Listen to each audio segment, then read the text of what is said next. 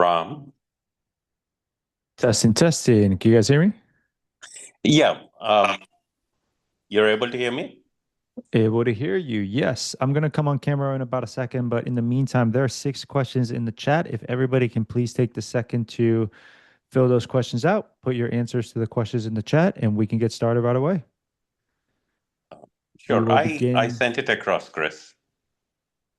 This is uh, Ram. in the chat. I sent an email just a couple of minutes ago. Okay, let me take a look.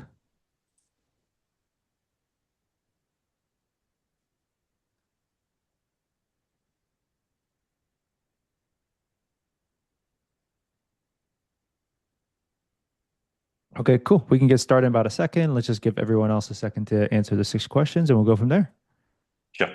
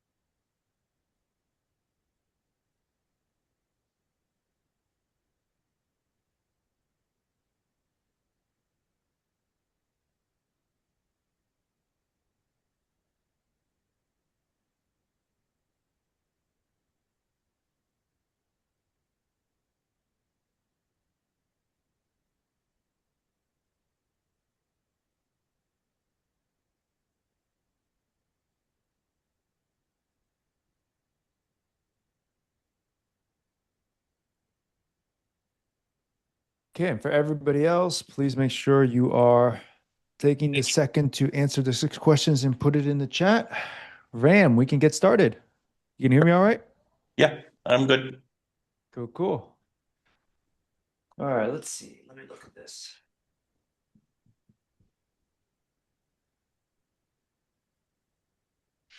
So your question is, do I take a role that is hybrid of visualization and data or completely transition into data? What did you have in mind? Tell me a little more when you say completely into data. You mean like a data engineer? You mean a B versus a BIE? Yeah, I mean, I have some idea that going forward, uh, they're expecting a BI person to uh, be even responsible for the data side of it, somebody who can own the complete solution. That's what I have been seeing in the market. If I am just sticking around to BI alone, uh, the salaries have maxed out, uh, and I am seeing a lot of requirement where they're expecting us to build the pipelines, etc., and also be responsible for the entire back end process. Yes. That's where So, it's been moving towards. The world has yeah, been moving. so data engineering is going to pay more than BIE for sure. Have you had any exposure to data engineering? Very brief. Okay, tell me more.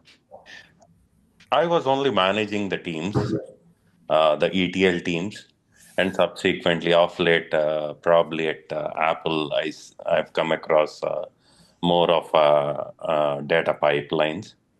And again, the other thing I've noticed is um, there are disparate systems at the same time. There are some homegrown tools, and also which the other ones are the market leaders, uh, Okay. whether it is Amazon, Google, or Microsoft. Okay. So what's the, I guess, so it sounds like you know data is more important, data engineering. What's the concern with just making the switch over? The gaps in the sense, my level of understanding, one thing, Okay. and second thing is, I mean, for or lack of knowledge, I would say. Okay. Uh, and the other thing is some kind of guidance. And have you talked to someone at the company yet? At Data Yes, Engineering Academy? I spoke to Brett. again, I did spend some time looking for some information, but at the same time, the most important question for me was, uh, without losing my previous capability, or at least use my previous capability as my strength, Yeah. and then transition into data is one of my thought process. Yeah. But again, I just wanted to understand what is a good way if I have to transition completely into So as a BIE, I'm assuming you know SQL and Python. SQL, yes, Python, very little. Okay, and you know visualization, right? Yes, And then you have gaps in system design, AWS, right? yes. Okay. So have you talked to Brett about how the process is going to go with filling your gaps? Uh, can you please repeat that? Have you talked to Brett about how the process works when it comes to filling your technical gaps? I mean, I did spend about 45 minutes, 50 minutes, but again, I didn't really make a note of things. I got a lot of information, but at the same time, he just gave me an idea that we would customize Yes. the program. Okay. So are you looking for like specifics as to what it is you're going to be learning? Is that it? Yes, in a way, but also wanted to have a good feeling that yes, this would be the path. If I am told that this would be the path and this is where you would be targeting, then I can stay focused. You know what I mean? Whether Okay. I'm landing a hybrid role or whether I'm uh, getting purely into data, um, Yeah. is what. Okay. So let me ask you this question then, because you mentioned, let me share my screen real quick. You mentioned in your chat that where's the demand and potential for higher salaries, right? So how many years of experience do you have? Over 15 years in BI. Okay. So do you think you're currently underpaid? Yeah, certainly. Okay. So have you checked out this site yet? Uh, which site? Do you see my screen? Um, no, I don't. I'm only able to see the chat here. Okay, so on your phone, scroll to the left. Swipe to the Okay. left.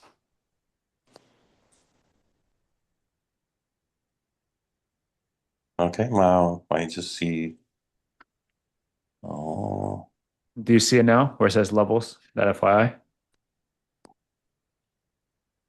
get paid, not levels.fyi. Yeah, right. Okay, cool.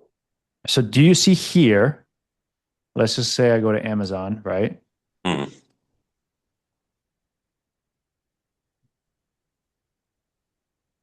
This is the chart or the compensation ranges, I should say. Where Hmm. is it? Let me see.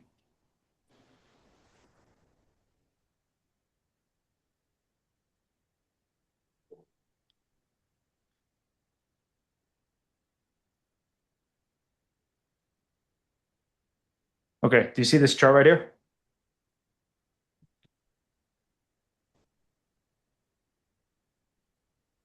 Ramon, I'm still with you? Yeah. Still with us? Okay, so L6 engineers, they earned around a $200,000 base, about a $400,000 compensation. So Hmm. that is where somebody with 15, 20 years of experience usually is. Does Hmm. that make sense? Yeah. So when you're asking me this question about like, hey, should you be a hybrid or not? I don't think you should be a hybrid. I think you should just go for the role that you should be going for because look at the Okay. compensation range. Like look at the gap between your compensation and the next one.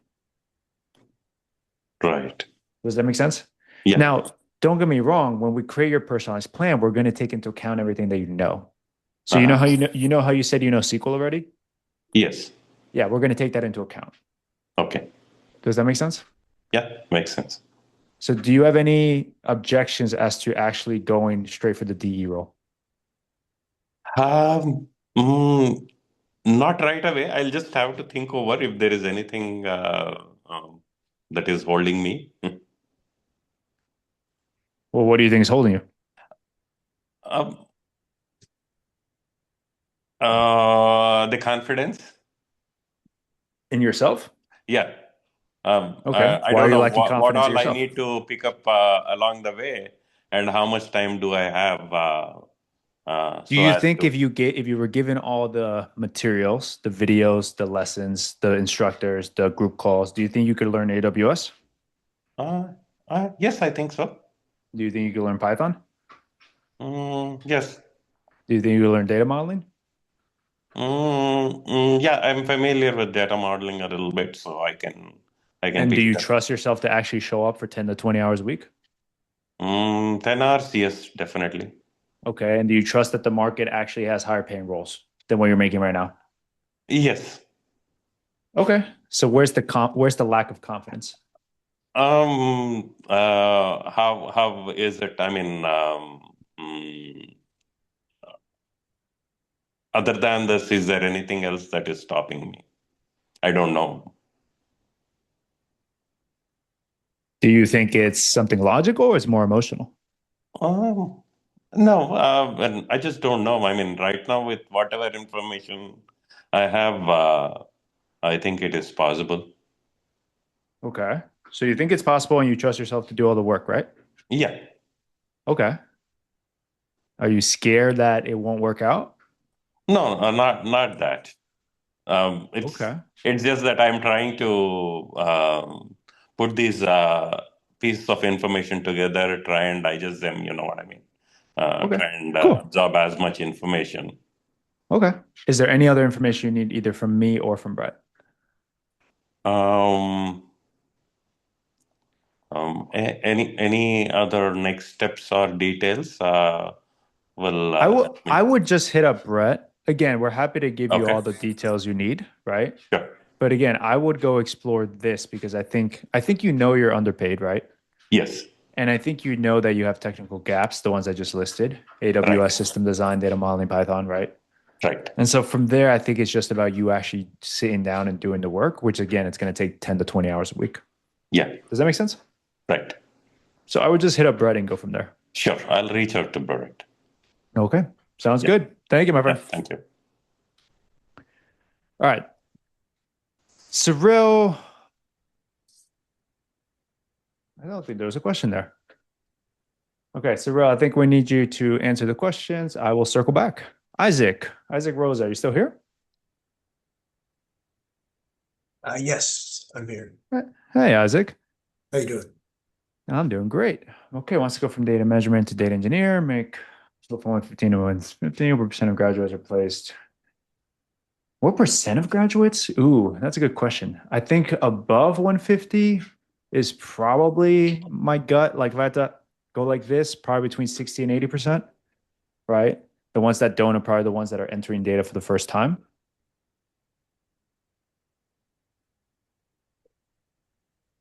You still there, Isaac? I'm still here. Yep.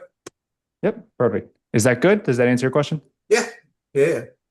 Perfect. Yeah, we're mostly working a lot with tech professionals, so they're already coming in making between 100 and 200. Okay. Cool, cool. Yeah. Anything else? I've got about 30 years in IT experience, so not Okay. all over the board. So I've done development, tech lead, uh, Scrum Master, testing, Right on. well, all that kind of stuff. So Right on. Have you been helped already? yes, I have.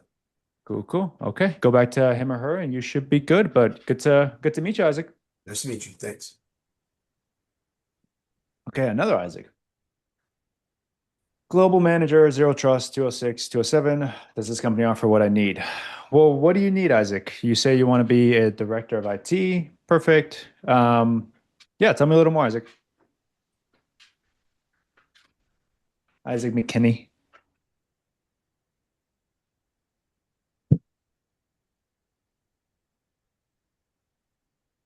Going once, going twice. Okay, let's keep going. Bip, senior data engineer, 180, feeling a little lost.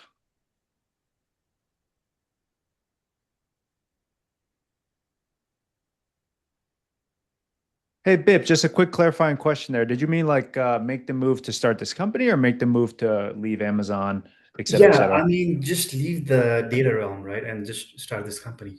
So where I'm at right now is the job is pretty good. It's flexible. Pays decently well, but I feel I'm kind of like lost and just need to see what's the next step for me, right? So the Yeah. company's pretty small. I'm the lead. There's another engineer with me, and then there's the director. So pretty Yeah. limited. So I'm kind of like lost because there's no growth potential within the company. How So I big is don't the company? Like how many people? maybe 200, but it's non-tech. It's on the account side. So tech people, we don't have a lot. Got it. So you're just KLO basically, keeping the lights on? Yeah, I mean not so KLO, but we do a lot of dev stuff, new projects coming in, but the scope of Yeah. what I do is kind of limited, and the tech stack is really old. We Yeah. still use SSIS for ETL stuff. We do some Python. We're trying to explore Databricks, but it's really limited. Yeah. How long have you been there? 4 years, and I have 10 years in data. Okay. And when you say you're feeling lost, do you mean like you just are feeling underpaid, underappreciated, under like growth, underdeveloped, no room ahead, a little bit of everything I just mentioned? Yeah, I think it's a little bit of everything, but it mostly comes from the company being small and not having a lot of um, room to grow. Hmm. Why haven't you left already? Uh, that's a good question. I think I'm just being in my comfort zone right now. Everything is Okay. kind of good. I think I'm just stuck in this comfort. Yeah, on a 1 out of 10, how quote unquote happy are you? I'd say 7. Okay. Yeah, my mentor has something funny to say, which is a seven is the most dangerous place to be. You know, Yeah, that's if you're exactly above what I'm us, if you're above a seven, you're happy. If you're under a seven, you're not in enough pain to make a move. How long have you felt this feeling of lost? It's not that it wasn't that strong, but I spoke to Nick yesterday, and then when he started asking me questions, I was like, I don't really know. I'm just going day by day. I'm not really looking forward to like hey, I'm gonna build this great tool tomorrow, right? I don't have that passion, so I think it's like lack of passion and being kind of like stagnant in this role. Yeah. And how long have you felt that lack of passion? Um, it's hard to tell because I really didn't have that until Nick told me about, hey, what do you want to do? What's your goal? That kind of stuff. So I really did not even, think about that deeply before I had that call with Nick yesterday. Okay. So now that you're aware, I guess the question is, would you be okay if the next 4 years were basically what you just described? Feeling lost, feeling like you're just going in? Yeah, I do not. So my next question is like, I want to explore what options there are. Is it going to be, maybe, manager of data engineering, or maybe being like an architect, or maybe even, Yeah. transitioning into TPM, right? So I don't Yeah. know. So I'm kind of like, what should I do So next? the way we operate, and I'm sure Nick already told you this, you can learn a couple things, let's say manager and IC stuff, right? So like Mhm. technical and then leadership stuff, right? And Mhm. then as you're going through the program, when you're finished with that plan, which is flexible and personalizable, then we can apply 50-50 to like two different jobs. Does that make sense? Okay. Okay. You're saying like, So like fill you the don't gaps and have then, okay. exactly like you don't have to know everything from up front because it's almost kind of unrealistic. Like you get more clarity as you take steps forward. Does that make sense? Okay. So, but from your perspective, like, what was your calling to, make that jump? Hey, I'm going to leave everything and, do something entirely different. Well, I did two things, right? I did two things. Like I played mind games to myself. And when I mean my mind games, like I asked myself, you know, if I've been clocking it in and day out for the last 4 years, and if I do it again for the next 4 years, will I be happy? And it's like, well, Mhm. in 4 years, I won't be happy if I just do the same thing. like I'll be upset at myself. Yeah. Right. And so that was number one because it was very much like I need to change something, right? And then the other mind game I played to myself was just I calculated the opportunity cost. Do you know what that means? Hmm. Yeah. So like if you have 10 years, we know a lot of people making, just to keep the math simple, 280 a year, right? With 10 years experience. And if you said you're making 180, it's like, cool. That's 100 grand difference, 100 grand per year over the last 4 years, right? If you do the Hmm. math, right? It's like 400 grand, right?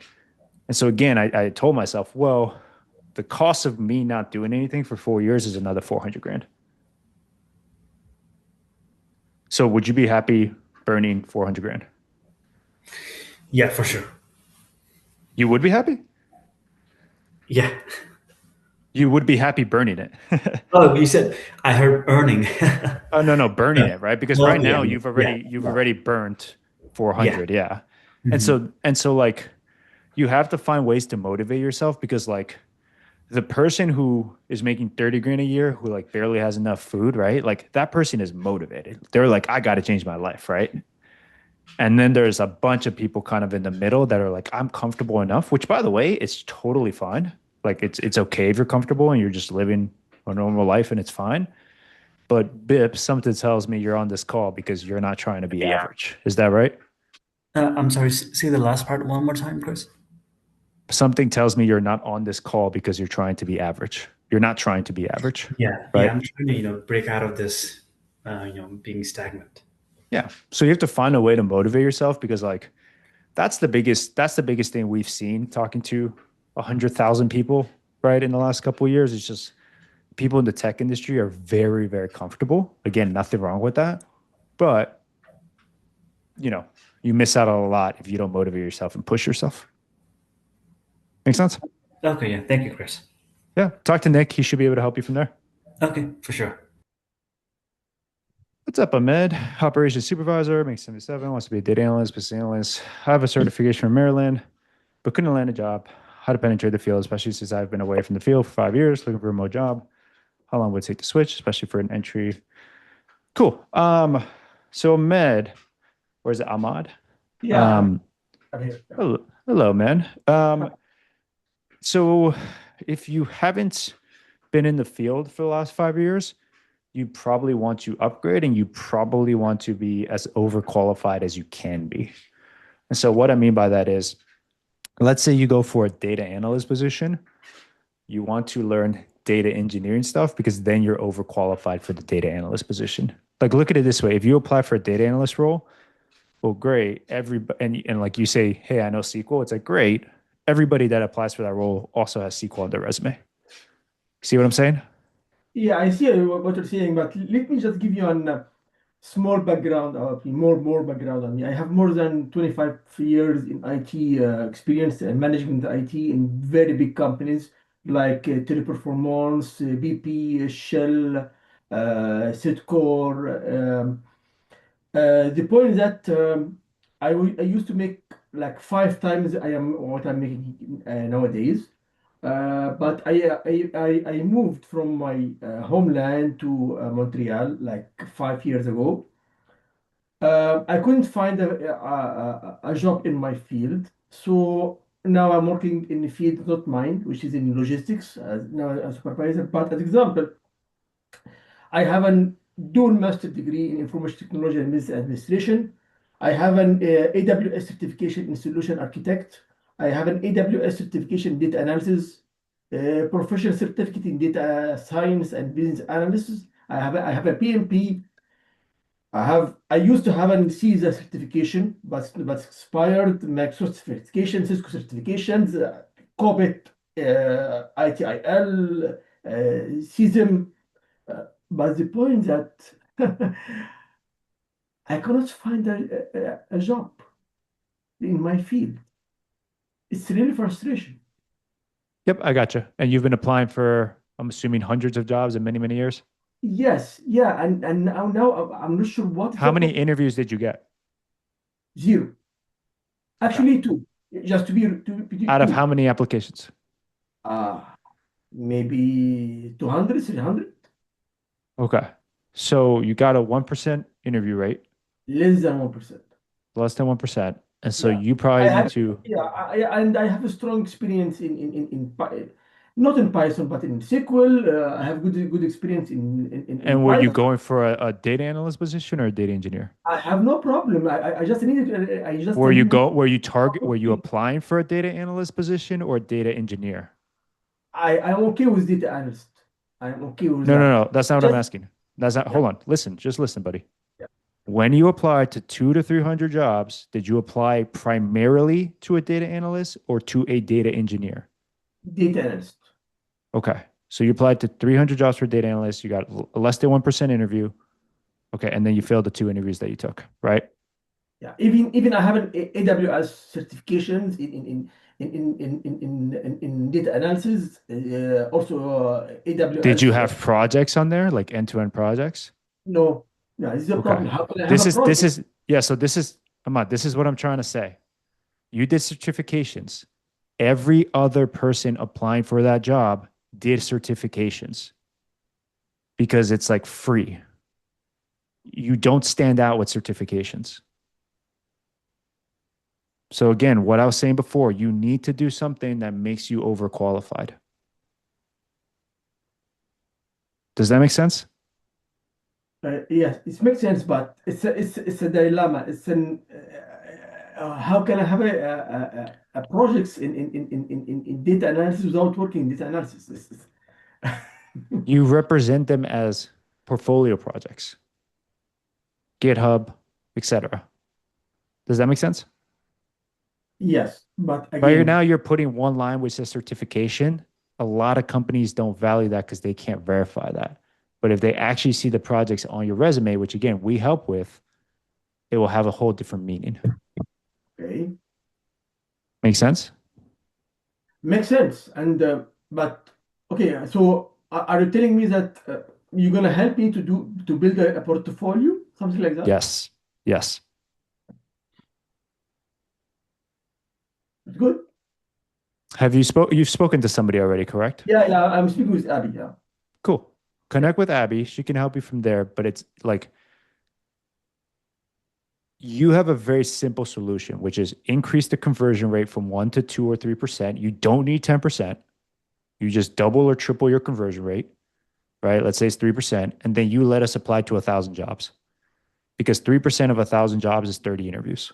And if you get 30 interviews, what you will find is that you are now facing your next biggest constraint, which is, holy crap, I have no idea how to ace these interviews. Again, we will help with that because we see 5 steps ahead of where you have previously gotten stopped. Does that make sense? Okay, perfect. Beautiful. Contact Abby, go from there. Thank you, man. Yeah, thank you. Okay, let me go. Uh, I have a hard stop, guys, in 17 minutes, so I'm going to speed these up a little bit. Krishna, uh, engineering undergrad, going wants to be quantitative. I'm finishing up. Many of the new grads still require at least a year of experience and very competitive to break in. How would this program? Krishna, do you have are you on a visa? Yeah, I'm a citizen. Okay, how would this program ensure that I'm in the competitive pool? Okay, did what was I saying to the previous person helpful? You have to be overqualified, right? So if Hmm. you're going for a data engineer position outside of college, right? Yeah. You either have to learn AI so you can stand out, which again, we do, we help you with, or you have to downgrade the position you're going for. So instead of a data engineer, go for like a data analyst or a BIE. Make sense? Okay. Yeah. And would those positions, like if even if I were to go for like analyst kind of role, would I have to again learn AI just to, will I stand out for those positions as well, or do I need to know like only the core SQL and Python stuff like that? So look at it this way: data analyst is here, data engineer is one Hmm. level ahead, and AI is 2 levels ahead of data analyst. So if you go for data analyst, knowing data engineering is enough. If you go for data engineer, knowing AI is enough. Make sense? So Okay. you want to learn like Yeah, one level of whatever it is you don't know, or whatever it is I you're see. going for, I should say. Okay, got it. Thank you. Cool. And have you spoke to anyone yet? Yeah, I had a meeting with Cash and he helped me set up this join this call. Beautiful. I think he should be able to help you from there. Anything else? No, that's it. All right, beautiful. Pleasure to meet you, Krishna. Likewise. Um, let's see. I hope I don't butcher this name. Narasimha? Sima. Narasimha? Hi. Yeah, this is Narasimha. Yeah, that's All me. right, let's do this, Narasimha. We got 15 minutes here. Okay, data architect 211, 201 wants to go to 350, AI engineering. Looking for remote opportunities around, and how you can help me get there. So remote opportunities, here's the stats on that. Before COVID, so right now, 30% of jobs are remote. Before COVID, it was 5%. So I just want to put that into perspective in terms of like 30% might not be the majority, but it's still a lot more than it was before COVID. Does that make sense, Nara? Seema? Yeah. Perfect. Sure, Chris. Yeah. Perfect. Okay. Opportunities around, and how can you help me get there? So we help you get there in one of like 5 ways: referrals, alumni, recruiters, and straight up just scaling applications.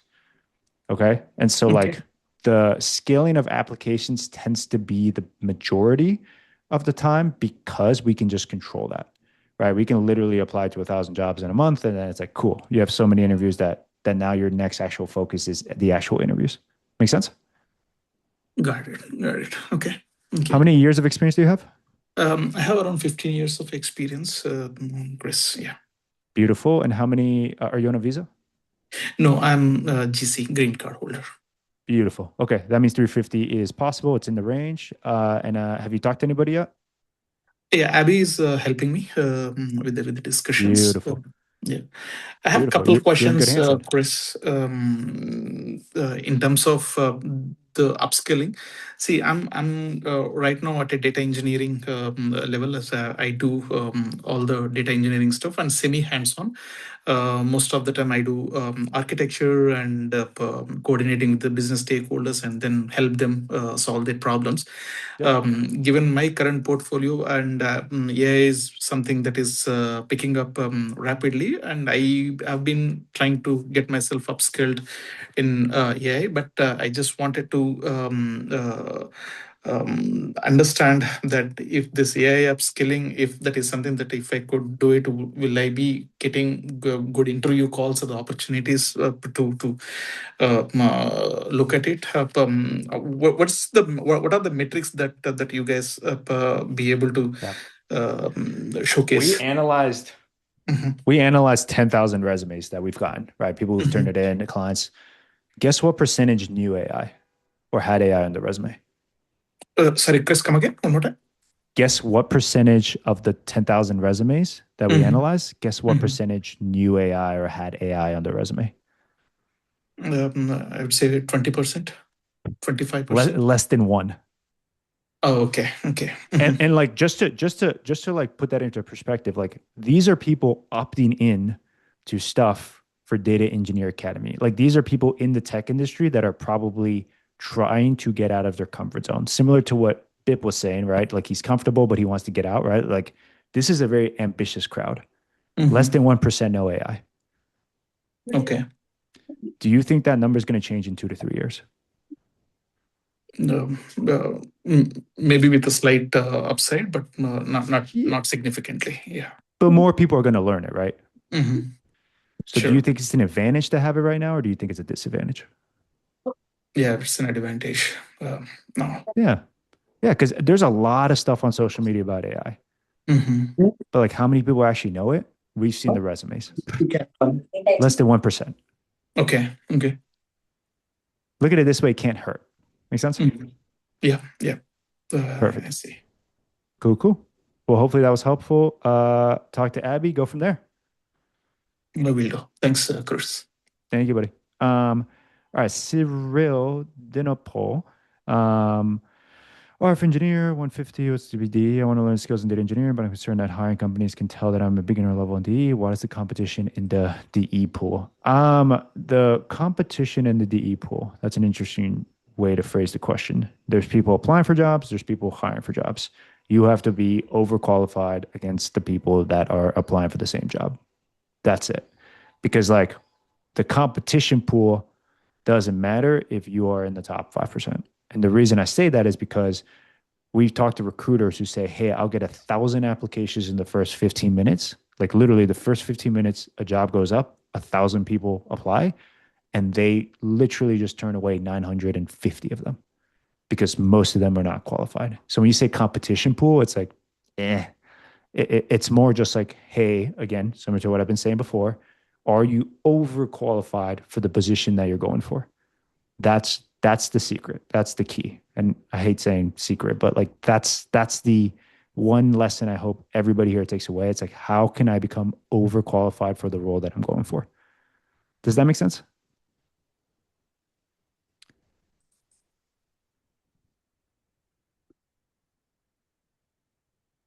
Going once, going twice. She might be on mute. Okay, no worries at all. I got one more here, and then I got about 5 minutes. All right. Nimita, are you here? Nimitha? Yes, I'm here. Hi, Hey, Chris. Nimitha. Senior data engineer, 17, looking for FAANG. Haven't been to a Robert interview for the past 6 years. I think I am way out of my league. Oh, don't say that. You have 17 years experience as a DE and as a manager. You are not. It's always the smartest people that have the most doubt. It is an interesting thing talking to 10,000, 100,000 people. Nimitha, do you have 17 years experience as a data engineer or a manager? Um, 17 years as a data engineer, but most of the projects I was like a um, hands-on. I was working hands-on till 2019. After Okay. that, I started taking the lead roles and more of a manager role right now in a FTE job. But Okay. I am from Bay Area. I just working remote. I just want to go out and join a company which I'm Sure. targeting for. But I Are feel like you I'm way out of that league for this interview. Somewhere I have to prepare, but I'm not sure where are to you start. on H1B? I'm on green card. Okay. Have you tried applying or going through thing interviews, or are you just assuming that? Uh, Uh, I tried way back, I would say 2019 or 18. After that, I haven't because I was in a full-time job. So it's sort of COVID and later it just caught up with me. It's okay. just an excuse to be frank, but So you somehow know, I'm not pushing myself or I'm looking like I am not sure which direction I have to go. Something that way. okay. And I'm assuming you're making between 150 and 200.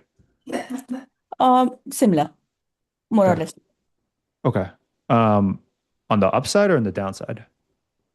Downside, Okay. because So you're like 150. Okay. What's the worst case scenario if you were to apply for fan companies and interview there? worst is not getting selected. What can be What's, more worse than that? okay. And you're currently employed, correct? Sorry? You're currently employed? Yeah. Okay. What's the best case scenario for somebody with 15 years experience that gets into a fan company? Best case is landing in L6 level. Yeah. Look at this. I actually forgot we were sharing the screen for a second. I mean, we're talking about like a 3x jump there, minimum 2x. And so I'm kind of curious, like, I understand you might be thinking you're way out of your league. Do you think you're out of your league from a interview perspective or from a skill perspective? Since I'm not doing a hands-on for a while, I am on right now my projects are on Databricks, AWS Sure. side, but it's not like I'm doing pretty much hands-on work. Like 20 to 25, 30% would be my hands-on. Rest of the time is like team management, project Okay. deliveries, and work being a liaison between team and business. Beautiful.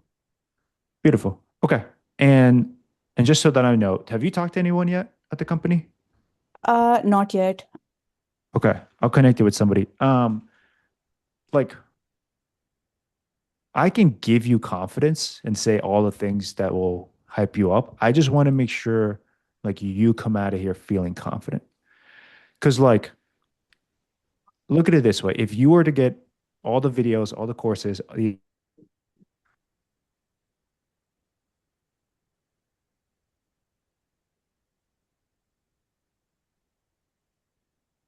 not sure what happened there. If you were to get all the instructors to help, the courses, the video, all that stuff, do you feel confident that you can pick up all the technical stuff in the next 3 to 6 months? Yeah, I can. Okay. And if we did all the interview help as well, interview prep, interview help, all this stuff, do you feel confident that you can ace the interviews in the following 6 months after that? Yeah, the thing is, I think attending a couple of them would give me a idea or confidence on how to surpass the interviews and ace them. Yes. I think like at this point in time, getting the interviews by itself is becoming a challenge, um, which adds on a pressure. Like Totally understand. And have then you started applying to jobs yet? I tried last year. I was not much successful, but at the So same as it, here's my advice. And sorry to cut you off. I just know we have like a hard stop in 5, and so I wanna help you. I would not apply because you are targeting such a small pool of companies. Because as you probably already know, if you were to apply and not get an interview, you have to wait another year to apply again. I'm assuming you know that, right? yes. So I wouldn't apply because what I'm hearing right now is that even if you got an interview, you still haven't done the interview prep necessary for you to go in there with confidence. And the number one thing that's going to give you confidence is if you just do a ton of practice. Does that make Yeah. sense? And so when you work with us, we're going to give you unlimited mock interviews. Like you're going to be able to code in front of us, let's say SQL, 5 times, 5 different times. Then you're going to code in front of us 5 more times with Python. Then another 5 to 10 times with AWS. Then another 5 to 10 times with data modeling. Is that making sense? Got you. But like I want to reframe it. It sounds like a lot of work and it kind of is, but like do you think 2x is worth it? Right? Assuming you're at 150 and you just saw the numbers that you could be at 300. Do you think that's worth it? Yeah. Okay. And I just want to say one more thing. 17 years is a lot. Does that make sense? Yeah. Like, seriously, like you have 7 more years than me. Probably. Does that make sense? Mm-hmm. Okay. So here's what I'll do. I'm going to send you a link, book a call, because I think you would be a perfect candidate, but we need you to have the confidence to bet on yourself.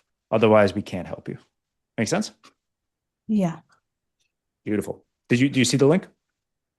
Not yet. Yes. Beautiful. Okay. The thing about that link is that once you book a call, you'll get a video. Please make sure to watch that video and you will be well on your way. Sounds good? Yeah. Thank you. Cool. Thank you. Okay, last one because I got to go in about 2. Umberto, director of data analytics, 190, wants to go to 250. Become a COO. What's the breakdown of career levels that participate in the program land? What percentage participants, blah, blah. It's almost like a pyramid. And so what I mean by a pyramid is like there's less people at the top that are looking for those kinds of roles, and then there's a lot more people at the bottom. So percentage wise, just imagine like a pyramid. Actually, now that you mention it, here you go. Oh, wait. Just realized I'm not sharing my screen. Umberto, do you see the screen? I do. Yeah. So like the distribution tends to be something like this, where there's a lot less data points at the top and then a lot more in the middle and then a lot more in the bottom, blah, blah, blah. Now, we primarily try to work with people here. But obviously, if you're going for like a COO role, it's not a lot of people going for that. Quick question. Are you not looking for a data role? Because you mentioned COO. Actually, my experience has been more on the operational side, although hand in hand with tech teams in IT. So I've been more of a technical project program manager and portfolio manager. But in these last few months, with everything that's been going on with the job market, I thought it might be a good practice to bolster up on the technical side, especially since roles like mine seem to be shrinking, especially given the advent of AI and what these new tools are capable of. So slight adjustment to a career trajectory, but leveraging my previous experience in operations, I wanted to see how I could utilize both. Are you trying to code or not code in your next round, your next Say role? Are you trying to code or not code in your next role? I am, if I could avoid coding, that would be great, but not necessarily a deal breaker. I mean, like again, have rudimentary knowledge on the coding side, but again, do see the requirement for it. Something called a TPM. Mm-hmm. Okay. So you kind of have a few routes you can go. It sounds like you can go TPM. It sounds like you can go for some director of data because you've already done that, right? And it sounds like you can go obviously for COO, CIO, some sort of operations role. All of those are possible. All of those we help with. The reason I'm giving you those options because if you don't want to code, those are primarily the ones that people go towards. Does that make sense? Yeah, it does. But to kind of just close the loop on your other question, they're all going to be critical for the short term and the long term. The way you make yourself future proof, quote unquote, is by just learning the tech stuff and showing that you're a dual tool, basically, right? Like That was the philosophy behind it. Yeah. Yeah, exactly. Because they're not going to hire you to be a director of data and then like ask you to code all day. Like that's just not in the job description. Right. But if you know how to code, they're going to be like, we can trust this guy. Right. Cool. Anything else? Was that helpful? It was. Thank you. Thank you. Pleasure to meet you. And all right, guys, I got to run, but it's been a pleasure and we'll talk soon. Thank you, guys.